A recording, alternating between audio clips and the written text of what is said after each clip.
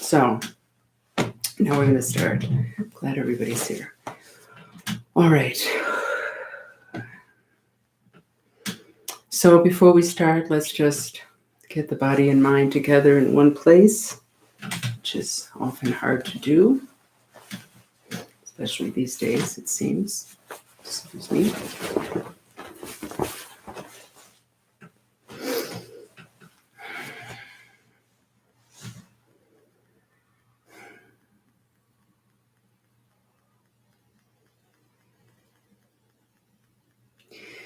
So let's begin with our Bodhicitta motivation, remembering the suffering of others, suffering of all beings. In particular, these days, it's important and easy, unfortunately, to recall the suffering of everyone who's suffering from this terrible virus.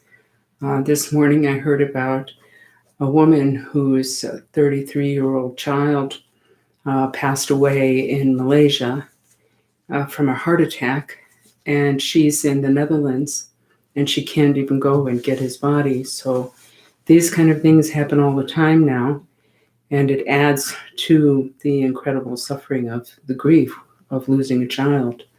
So when we think of things like that, it engenders a natural, I should say, compassion in our own hearts for others. And that is the compassion that we should use, that we can use to develop compassion for all beings. This kind of suffering, this intense suffering that we experience in samsara is the very thing that we're trying to attain enlightenment, to alleviate this suffering for ourselves and for all beings. So compassion begins with understanding, bodhicitta begins with compassion, with this feeling of really not wanting others to suffer. And it is mixed with the wisdom of understanding what is the cause of compassion. What is the cause of suffering? I'm sorry, I'm a bit of a mess this morning. And the cause of suffering is this fundamental ignorance, which doesn't understand the nature of reality, doesn't understand the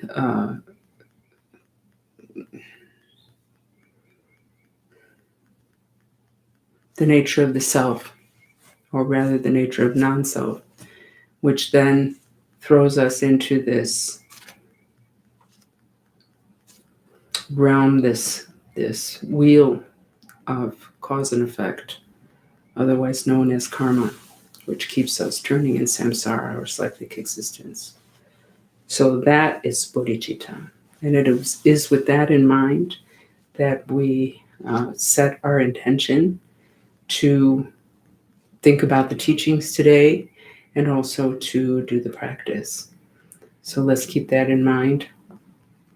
Another thing that we would like to do today is to think about the precious teachers.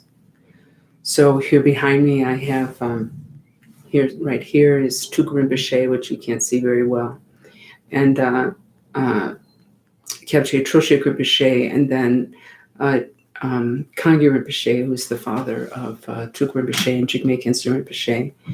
And these three lamas are very precious to me, as are, of course, Jigme Khyentse Rinpoche, Taklama Rinpoche, the Dalai Lama, and so many others who not only are precious guides, but are beings that have taken and diligently kept their bodhisattva vow to continue to return to cyclic existence to benefit beings.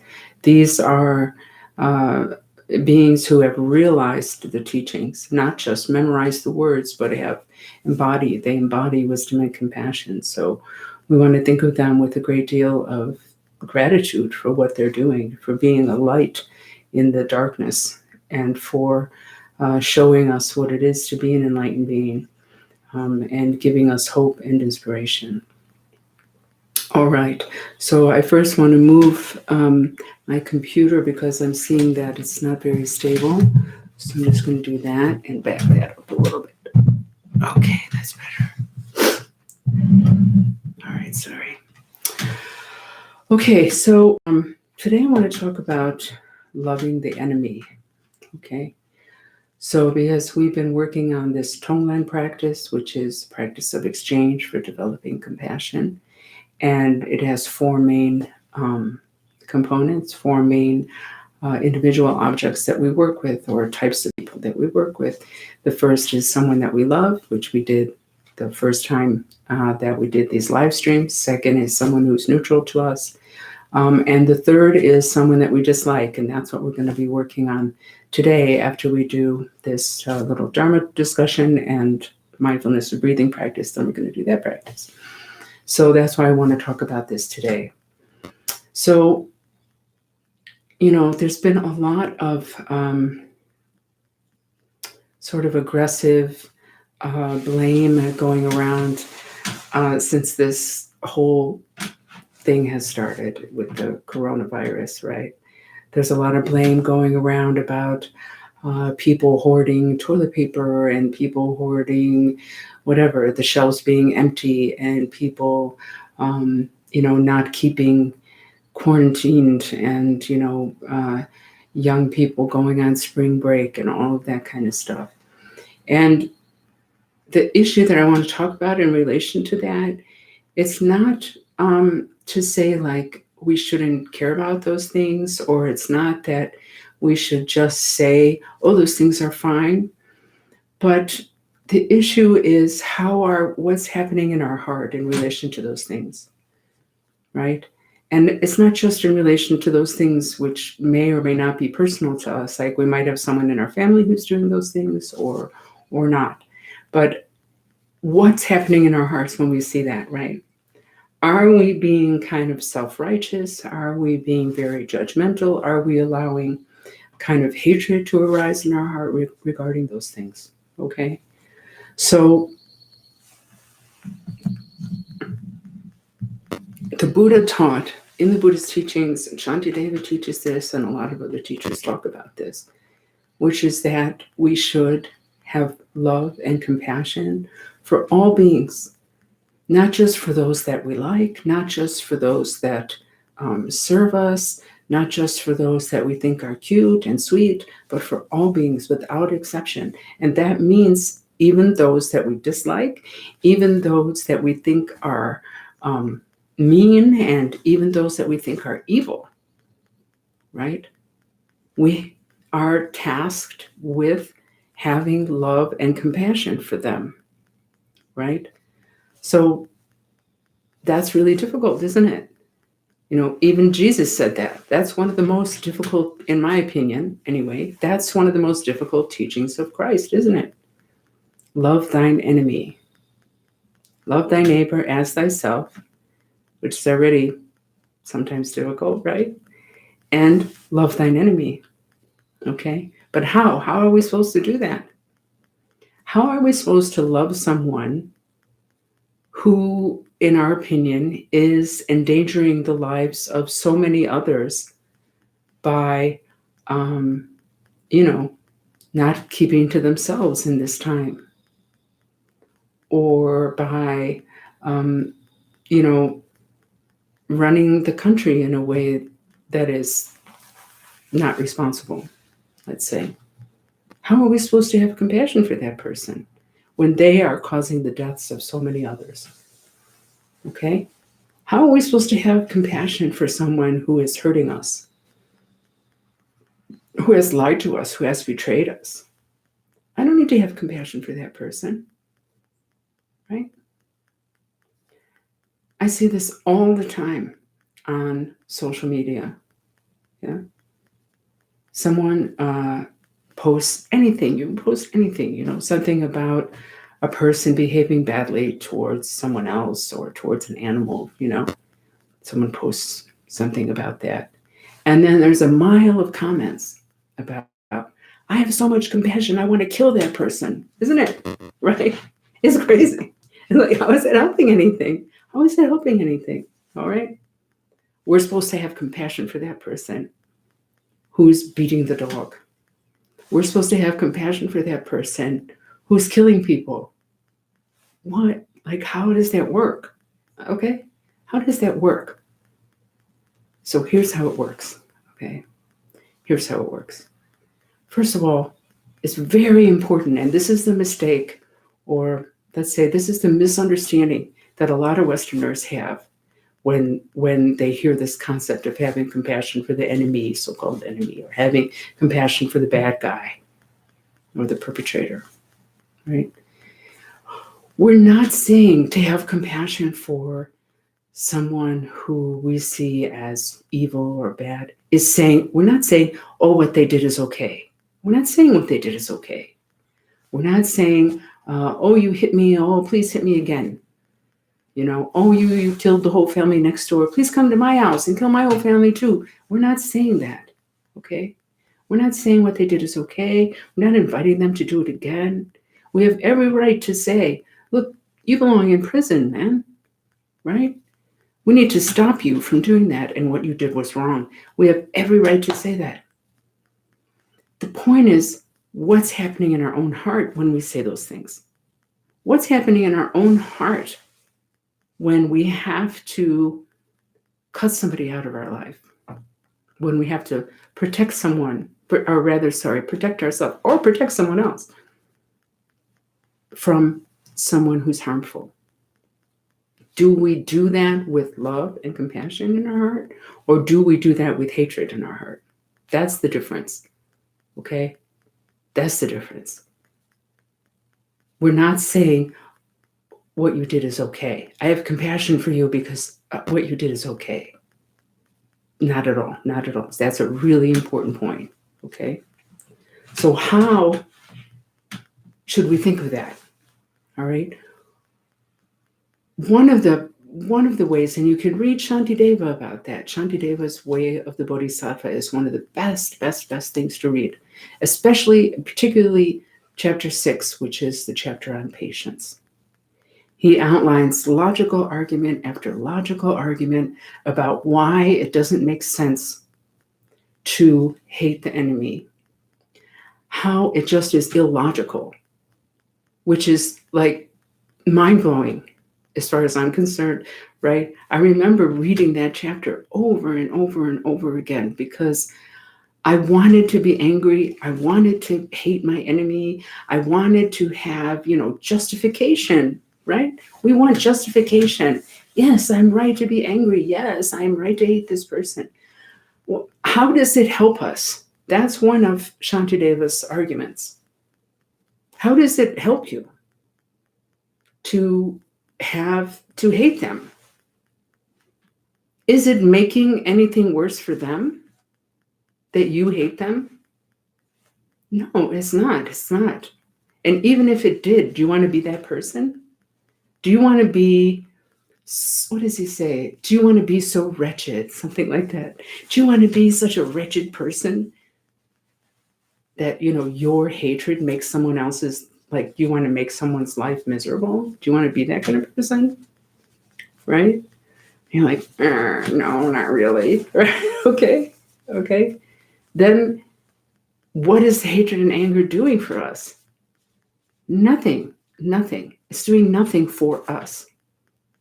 Okay. All that's doing is hurting us. That's it. It's just hurting us. It's hurting us in the present, in that it's painful. It's raising our blood pressure. Yeah. It's actually harming our immune system, which we really need now, especially now. Okay. So think about it. If you, like one of the first, which some of you have heard me say before, but if one of the first amazing teachings I ever got was back in Thailand. And when I asked this monk, how to deal with my anger, and he said, next time that you feel that way, just sit down and look at what that feels like in your body and your mind. Just drop like the storyline, forget about why, she did this, she did that, and so I'm so angry.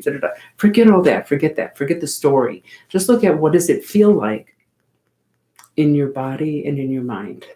And when I did that, it was mind-blowing, really. Like, we all know that anger and hatred is unpleasant. We know that. It's clear, okay? Nobody wakes up in the morning and says, I really hope I get pissed off today. I'm really looking forward to being so angry today and hateful. Nobody says that, right? So we know intuitively it's not pleasant. We don't look forward to that, okay? But I doubt that most of us really see how much it hurts, okay? So I would encourage you to do the same. If this is your problem, maybe this is not your issue at all. Some people, it's not so much of a problem for them. But if it is, I would encourage you to do that, Same thing. Just sit, close your eyes, drop the storyline. What does that emotion feel like? Physically, emotionally, mentally, what does that feel like? How is that helping you? Or how is that hurting you? Okay? And once you see that, and once you have that experiential experience, was a stupid thing to say, I guess, experiential experience, but you know what I mean. Once you have that actual living experience, then it can be easy, to see that, and you be more inspired to deal with it. All right. So that's one thing. The anger and hatred, it's not going to help you. The anger and hatred towards someone is not going to make anything better. It's just going to hurt you, and it's not going to hurt them. And even if it did, do you want to be that kind of person? Okay. So that's one thing we need to consider when we're saying we want to have compassion for the enemy. It's just like that not having compassion or having hatred isn't helping anything. The other thing that we want to consider is just like they're a human being and we're a human being. Sometimes when we deal with someone on this level of, having a hard time with someone or disliking someone or having hatred and anger to someone, is we see them in this very narrow, just like this very narrow kind of label on them, right? They're just that one thing to us. And we forget that there's a whole person there, okay? We see them very narrowly in this just one tone, right? There's a whole person there, okay? Just like us. Sometimes we don't act in the best way. Sometimes we do things that are wrong. Sometimes we hurt others. But it's easy for us to see that's not how we are all the time, or we were out of control, or we were not feeling well, or when we did that, it was the last straw, okay? So we just need to see that's a whole person, all right? They have family, they have, a past, they have, their limits, they have lots of things, okay? That's a whole person. And we are very similar in that we want to be happy, they want to be happy. We want to avoid suffering, they also want to avoid suffering, okay? So that's something to look at also. And then, we have to look at that person's history. Not to excuse their behavior, but to explain their behavior, to understand their behavior. So if we look at someone and we say, or we know, or we can imagine if we don't know them very well, why are they acting like that? Maybe sometimes we know, there was someone that I knew maybe 30 years ago or more who was just so nasty, oh my goodness, very, very nasty person, And I really disliked this person, and she really hurt me a lot. And then I learned how she was raised and how she was treated when she was a child. And I couldn't not have compassion for her when I heard that. How her family treated her, how her parents were so cruel to her. And then I just thought, well, of course she's acting like that. She's scared. She feels really weak. She feels a constant need to protect herself. So to look at that And seeing that doesn't mean, again, that I'm just putting myself in front of her and saying, please run over me with a bulldozer, right? I can still say stop, or I can still avoid her, or I can still say, hey, that's not cool, right? But at the same time, I can have this understanding towards her, oh, I know where she's coming from. I see that pain, right? So that's another thing, just to see, kind of relate to that person's pain, rather than to your own pain. Relate to like where they're coming from, yeah, rather than to what they're actually doing, or more than to what they're actually doing, right? So then another thing that Shantideva and the Buddha and of course many other teachers say is to consider how that person is helping us. Or sometimes they say like the enemy is your greatest teacher. Or enemy is kind of a big word for us in the West. You say the person you dislike, or is your biggest teacher. What does that mean, right? Well, what does a spiritual teacher do for you?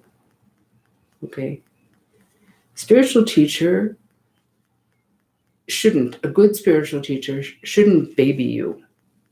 All right. A good spiritual teacher needs to show you where you're lacking, where you need to grow. Yeah. Where you still, like, to show you your blind spots. Okay.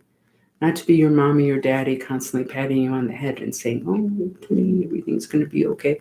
But to show you, like, hey, you need to work on this particular thing. One.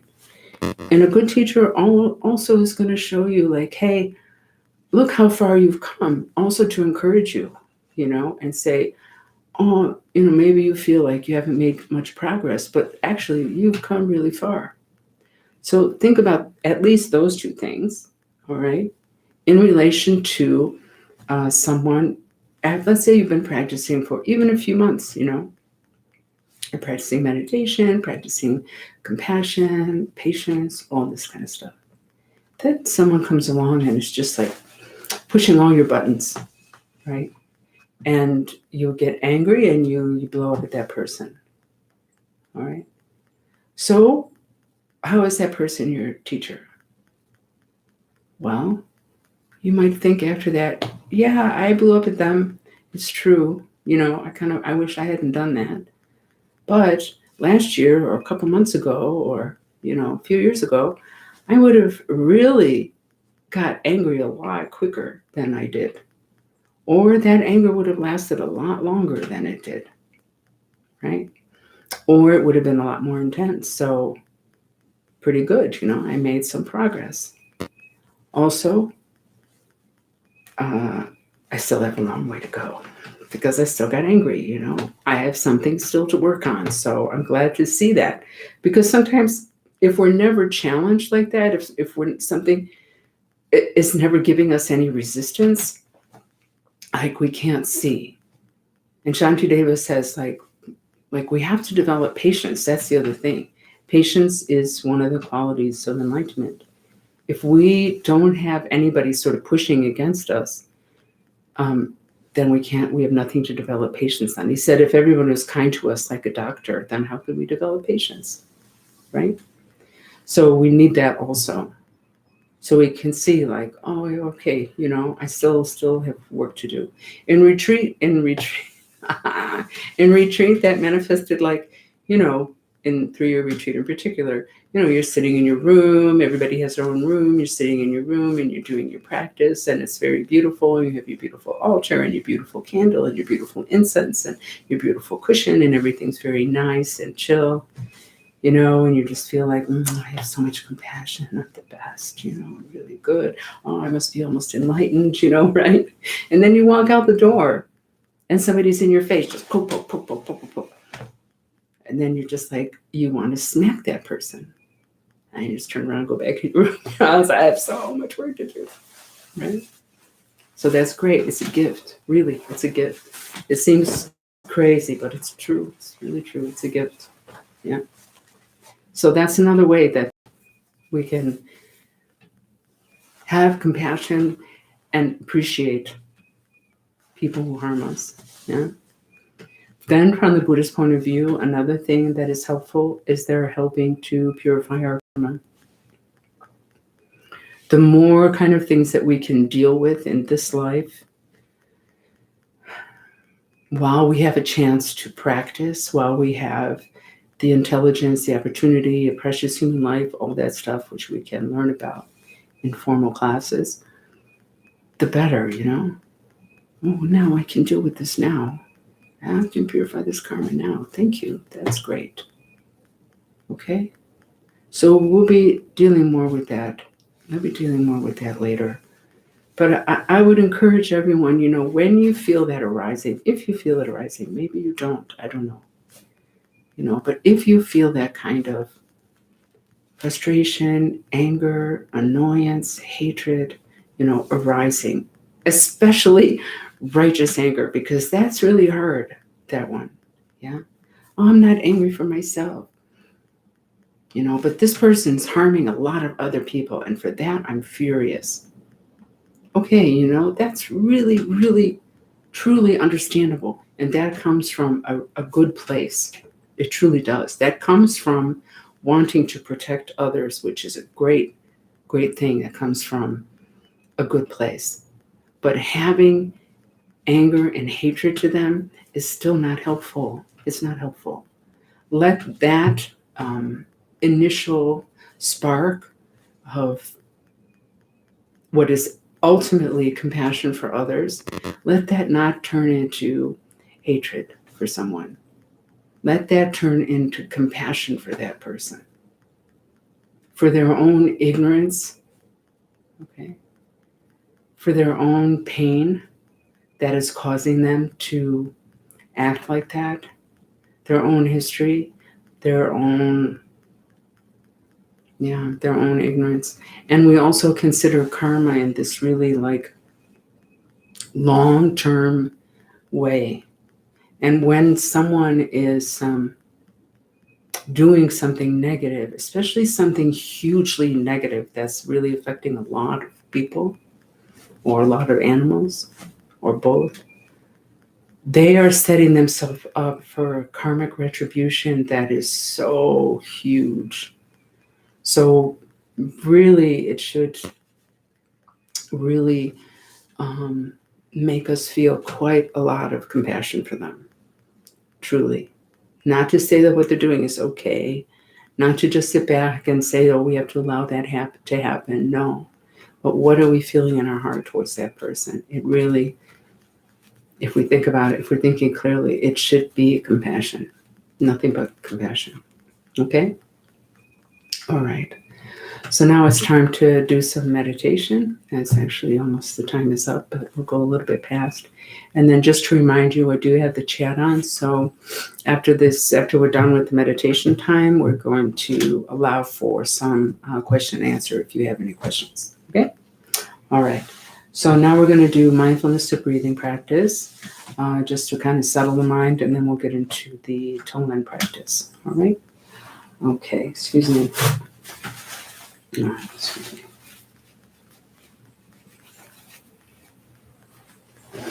All right, so what you want to do then is to just, if you're on the floor, then just want to keep your legs crossed and your back straight. If you're in a chair like I am, then just have your feet flat on the floor in front of you. Then your hands should be either palms down on your knees. I have to pull this down so you can see. Or resting one on top of the other in your lap, like that. Like that. Or with your fingers on top of each other and your thumbs touching like that. Okay. Then your arms should be just relaxed. So you're not holding them out, pressing them in, just relax. All right. If you like, you can just kind of roll your shoulders back so it just opens up your chest. You can breathe better. Sorry, I'm just trying to get this. Cool. So your back is straight. This is the most important thing, that your spine is straight, but relaxed, okay? It's not like that. Just relaxed. Back of the neck is straight. Your chin is tucked in a little bit. Mouth is closed but relaxed, so you're not doing that, okay? Just relax. Tongue resting on the roof of the mouth. Breathing through the nose. Ideally, your eyes should be looking down in front of you. So just look straight ahead and lower the eyes about halfway. Relaxed, lowered gaze. Not focused, unfocused gaze. So this posture is the way it is because it helps the mind in meditation. Right? All we're doing then is focusing a gentle awareness on the breath as it comes in and out of the nose.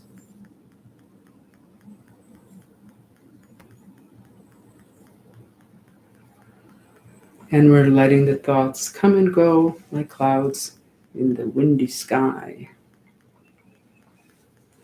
Let them arise, dwell, and disappear. Arise, dwell, and disappear. But don't follow after them or engage in them. Just keep returning the mind to the sensation of the breath, returning the awareness to the sensation of the breath over and over again. So I'll ring the gong to start and also to finish.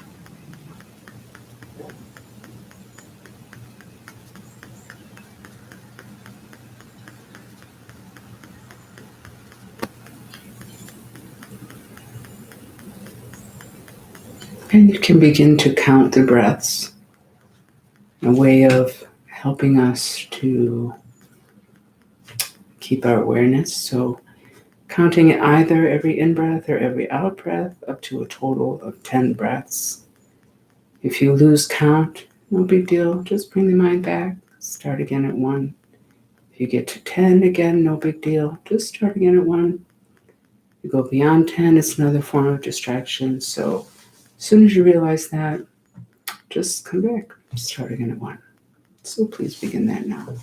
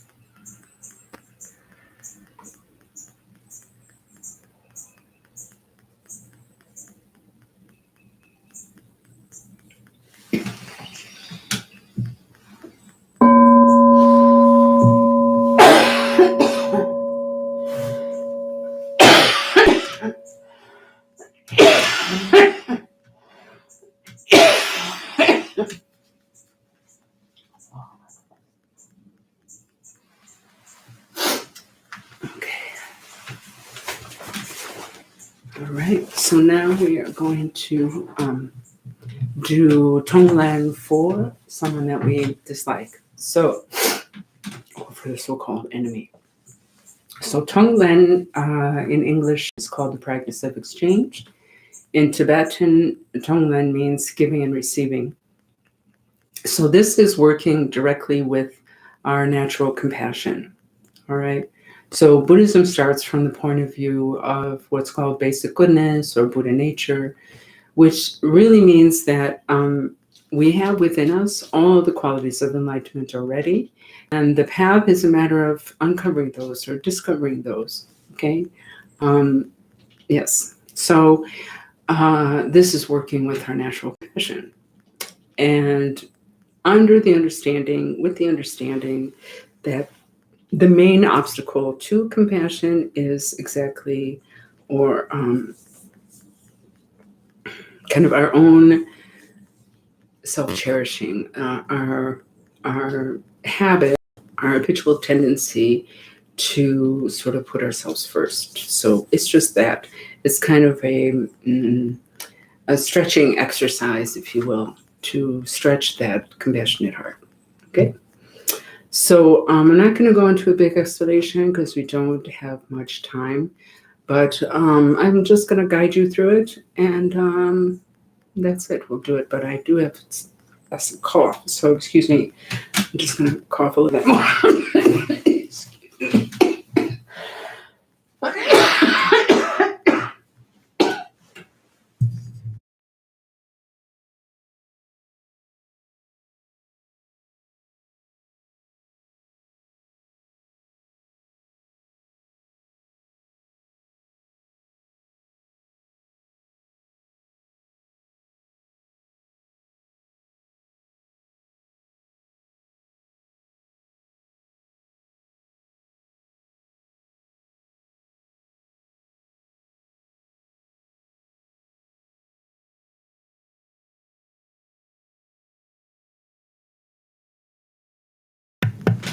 Okay.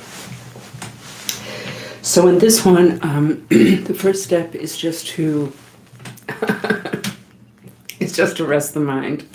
Okay, so that's different from focusing the mind, which is what we were trying to do before. Okay. So in resting the mind, all you're doing is just letting your mind settle. Normally, the mind is there, and we're always kind of stirring it up. All right. So in this practice, just resting, letting it be. Okay. So I'm going to ring the gong. So just listen to the sound as long as you can hear it, and then let your mind rest.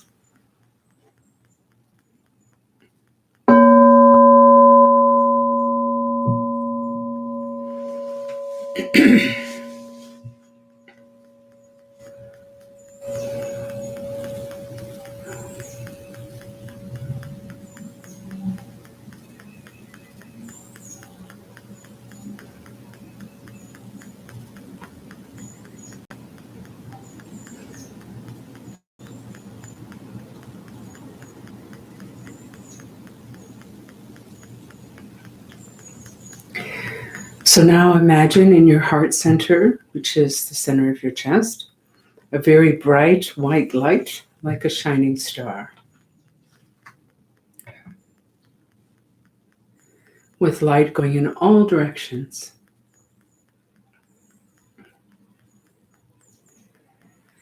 Now consider that you're breathing in gray smoke, hot, dark, and heavy, through all the pores in your body. And all of that smoke completely dissolves into that white light in your heart center, until there's not a single particle left. There's only light.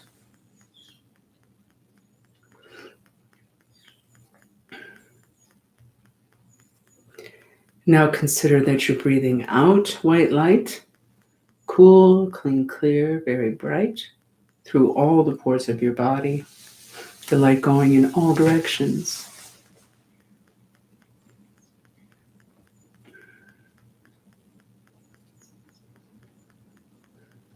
Okay.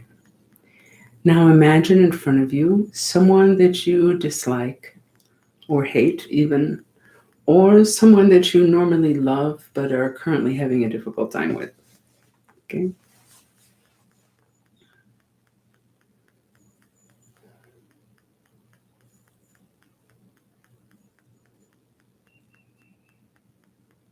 Okay. So the first thing that we want to do, as I said before, is just kind of get beyond that one label we have for that person. So just think of them as just another person, and think of them as a full human being. So this is someone who is more than just a person who hurt us, or a person that we dislike, or a person who is annoying, or whatever her issue is. Okay?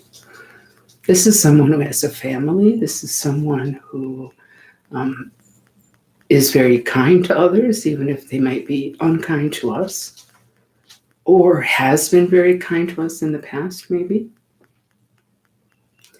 This is someone who has hopes and dreams and history. All right. This is someone who is not always unkind, who has not always done, like, they're not constantly doing negative things, just like us. They're a lot like us, actually, if we think about it. Yeah. Like us, they want to be happy. Like us, they want to avoid suffering. And like us, they suffer nonetheless, right? If we think back to times when we may have harmed others, we can see what happened when I, really, lost my temper at somebody. What was going on? When I hurt my friend, or when I did something really negative, what was happening for me? And usually we can, in the moment or just after, we can see quite clearly, I was really overwhelmed. I was very emotional. I was having a bad day. I was really tired. We can see all of that. It's the same for everyone else. It really is. It's the same for everyone else. So just think of that in relation to that person. And then we want to also think about how they're suffering. Okay? How they're suffering. Not just whatever kind of suffering led to their behavior. That maybe is first that we want to consider. Because everything we do, positive, negative, neutral, everything we do is with the aim to be happy and avoid suffering. If we drink a glass of water, it's to be happy and avoid suffering. If we go outside and take a walk, it's to be happy and avoid suffering. If we slap somebody across the face, it's to be happy and avoid suffering. It's every single thing. So sometimes we make really good decisions in that regard. And sometimes we make really unskillful decisions in that regard. So think about that. They just want to be happy. They just want to avoid suffering. And when we do things that harm others, it's ultimately because we want to be happy. And it's the same for them. It's an unskillful choice, but that's the motivation behind it. And then we want to think about whatever kind of other ways that person is suffering beyond or in addition to whatever suffering caused them to act in a way that harmed us. Right? So maybe they have physical difficulties, or maybe they're sick. Maybe they're sick somehow. Maybe they have mental or emotional issues like addiction or depression, or maybe they're worried about money, especially now, right? Or maybe they have family problems or work issues, whatever. Okay. And if someone is habitually negative, like if they really have an anger problem, or if they're a really difficult person, believe me, they have a lot of problems. And that's not something we should rejoice in. That's something that we should have compassion for. That's a very difficult way to live. So we think of all of that, and we generate compassion for that person,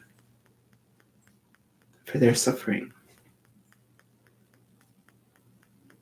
Okay, and with that in mind, we imagine that all their suffering, whatever it is, takes the form of gray smoke, hot, dark, and heavy. And all of that smoke leaves them and it comes to us. And we breathe that in through all the pores of our body.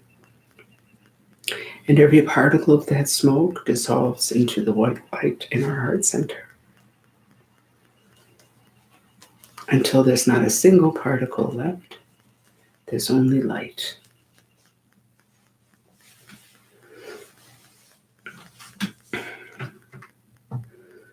And then we offer that person our own happiness, our own good fortune, anything at all that they may need to be free of suffering, along with the wish that they attain full and complete enlightenment in this very life. And all of that takes the form of white light, cool, clean, clear, very bright. And we breathe that out through all the pores of our body. And this light goes towards this person that harmed us or that we dislike. And when the rays of light touch them, all their suffering just completely disappears. It lifts off of them. They look so relieved, happy, at ease. And someone in that state doesn't hurt others, is not mean, isn't it? Okay, so now we send that out towards all sentient beings. First, all around us. In front, as many beings as we can imagine, stretching all the way to the horizon. To the right, again, as many beings as we can conceive of, all the way to the horizon. Behind, as many beings as we can imagine, all the way to the horizon. And to the left, again, as many beings as we can imagine, stretching all the way to the horizon. So now we're surrounded by a sea of sentient beings, stretching all the way to the horizon in every direction. And first we want to consider our connection to all these beings. The Buddha taught that each and every sentient being has at one point or another been our kind and loving mother who's taken such good care of us. But we don't have to accept that, really. It doesn't matter that much if we accept that or not. What we need to think about, though, is our connection to all of them, because it is there in myriad ways. One of the main things is what I said earlier, in that we're really so similar in that each one of us wants to be happy. There isn't a single being that doesn't want to be happy. Even animals, even insects want to be happy. They want to avoid suffering, right? And there isn't any being that doesn't want to avoid suffering. Across the board, you can't find any. Okay? And then we need to consider our interconnectedness with all these beings. And this pandemic has shown that, in a matter of weeks. We're very, very connected. Yeah? This is a global community. And we rely on one another in ways seen and unseen. Juke Rinpoche likes to talk about that a lot. We cannot get through a single day without the kindness of others. We like to, especially Americans, we like to think of, I'm a rugged individualist. I can just be on my own. I don't need others. Really? Okay. Who's making our food? Who's growing our food? Who's shipping and selling our food? Same for our clothing, right? Most of our clothing comes from somewhere else, Asia, South America. Same for our house, our apartment. Someone's providing, someone's keeping the electricity going, the water, the roads, the hospitals, right? so kind, all this kindness of all these beings. So we really feel that connection with all these beings. And then we consider their suffering. We don't know them, right? So we don't know exactly what they're going through. But unfortunately, just by virtue of being in cyclic existence, we can be sure they're suffering physically, mentally, emotionally. So we consider all of their suffering, whatever it is, and we generate a great deal of compassion for them. And then we imagine that their suffering takes the form of gray smoke, hot, dark, and heavy. And it leaves them and it comes to us. And with a great deal of courage and compassion, we breathe that in through all the pores of our body. And every particle of that smoke dissolves into the white light in our heart center until there's not a single particle left. There's only light.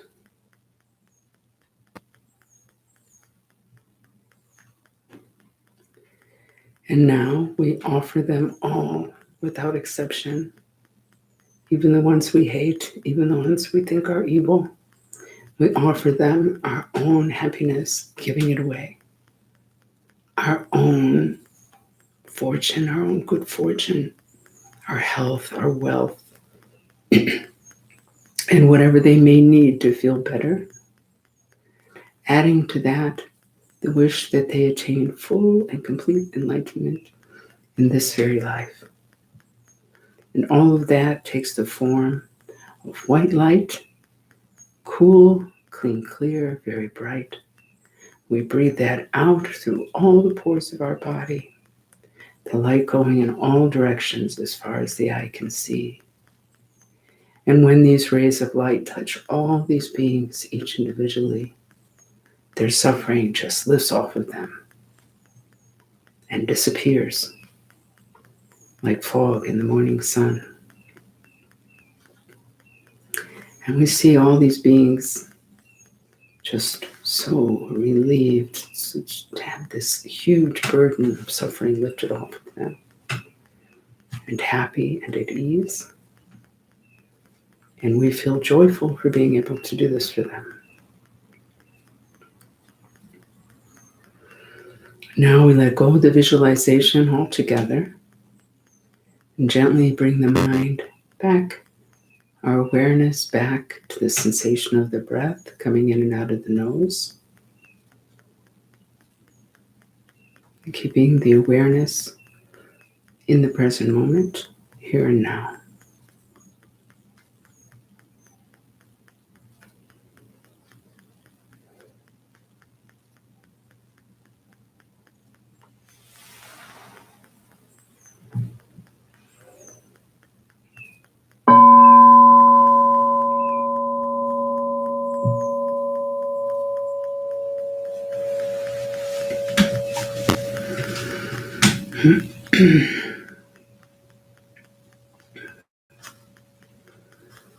So now I'm going to do dedication prayer, dedicating the merit to the benefit of all sentient beings.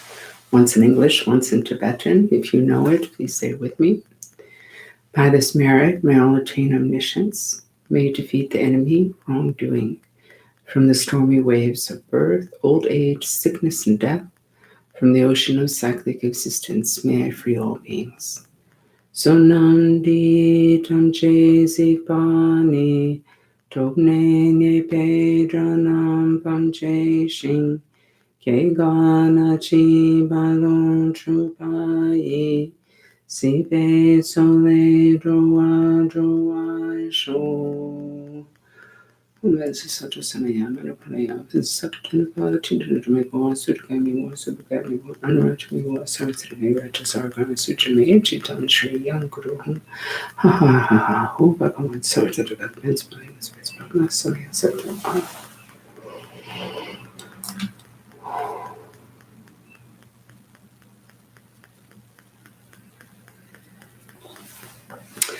All right, so that is it for the meditation.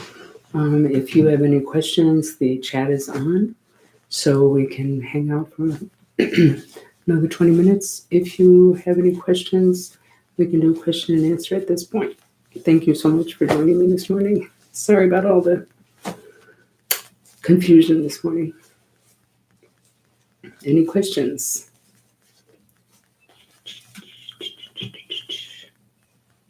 Doesn't look like it. Okay. All right. Since there's no questions, I'll just end it here. Whoops. Thank you. Do you have a question? I do have a question. Oh, okay. I'm waiting. You're welcome. I'm wondering what are good practices for people that have died, period, for people that have died.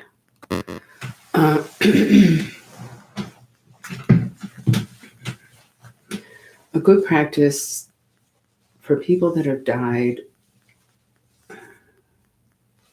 depends if you're a practitioner or not, but I know you. So Rinpoche recommends doing 7 booms of the Om Mani Padme Hum mantra. So that means, I see, okay.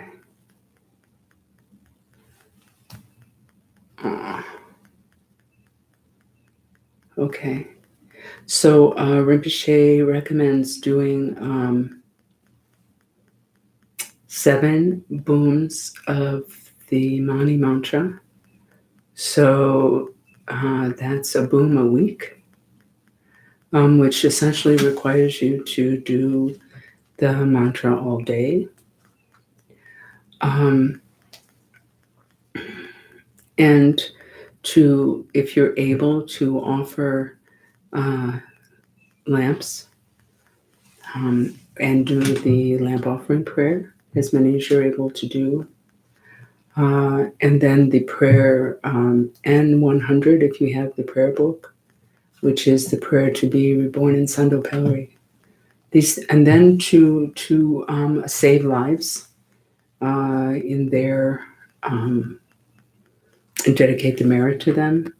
So like we're not really in summer yet here in this part of the States, but so it's hard to save lives. But what you could do is like now there's a lot of, you could like donate to anything that is saving lives, like American Red Cross or to hospitals or to, there's a lot of places, or animal shelters or anything in that person's or those people's names, and dedicate the merit to them.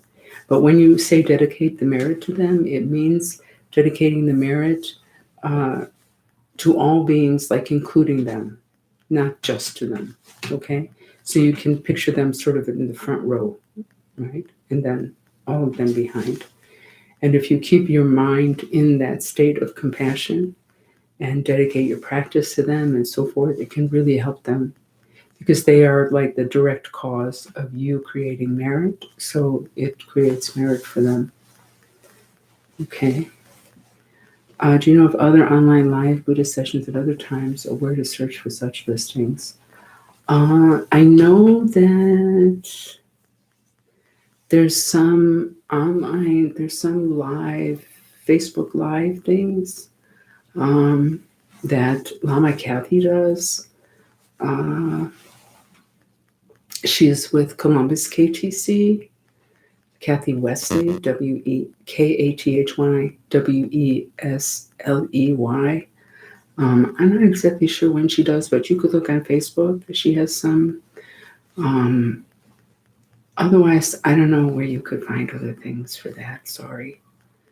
Yeah. KTD New York is hosting a lot of live pujas. There you go. All right. Any other questions?